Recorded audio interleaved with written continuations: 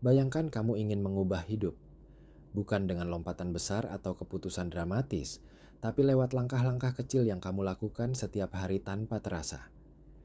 James Clear di Atomic Habits bilang, perubahan besar justru muncul dari hal-hal kecil yang konsisten. Kebiasaan sehari-hari kita, sekecil apapun, itulah yang membentuk siapa kita sebenarnya. Clear menekankan satu hal penting, kebiasaan membentuk identitas kita.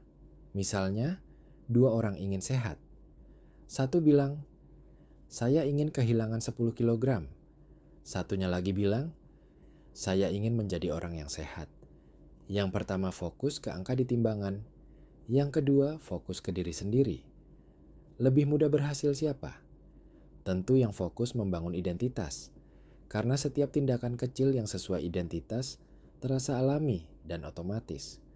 Prinsip pertama, bikin kebiasaan terasa gampang untuk dilakukan. Kebiasaan sering gagal bukan karena kita malas, tapi karena sulit dijangkau. Misal, kamu mau baca buku tapi bukunya di rak paling atas, atau mau olahraga tapi sepatu lari ada di pojok kamar, bikin malas ambilnya. Solusinya sederhana, taruh buku atau sepatu di tempat yang mudah dijangkau dan terlihat.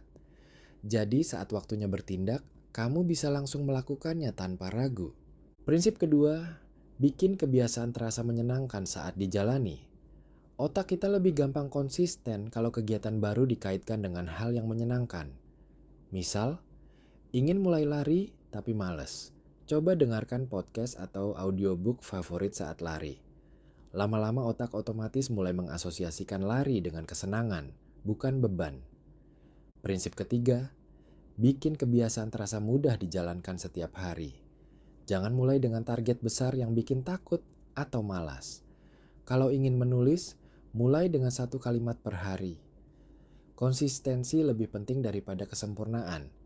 Kebiasaan kecil yang dilakukan rutin lebih kuat daripada usaha besar tapi cepat padam. Prinsip keempat, bikin kebiasaan terasa memuaskan setiap kali selesai. Otak kita suka bukti nyata dari kemajuan. Misalnya, menabung sedikit tapi melihat saldo bertambah, atau menandai kalender setiap selesai olahraga.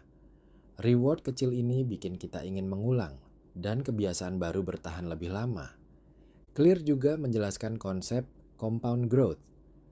Kebiasaan kecil mungkin terasa nggak berarti hari ini, tapi kalau dilakukan terus-menerus, efeknya luar biasa. Satu halaman buku per hari, dalam setahun bisa baca 365 halaman. Lari 10 menit sehari, setahun bisa sampai 60 jam. Hasilnya nggak instan, tapi lama-lama terlihat jelas. Pesan utama bagian pertama ini adalah fokus pada sistem, bukan hasil. Tujuan hanyalah hasil akhir. Mesin penggerak sebenarnya adalah kebiasaan sehari-hari, lingkungan, identitas, dan kebiasaan kecil yang konsisten itulah yang menentukan siapa kita nantinya.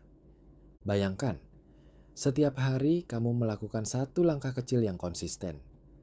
Seiring waktu, perubahan itu muncul, kadang tanpa kita sadari. Itulah kekuatan Atomic Habits. Kecil, sederhana, tapi efeknya monumental.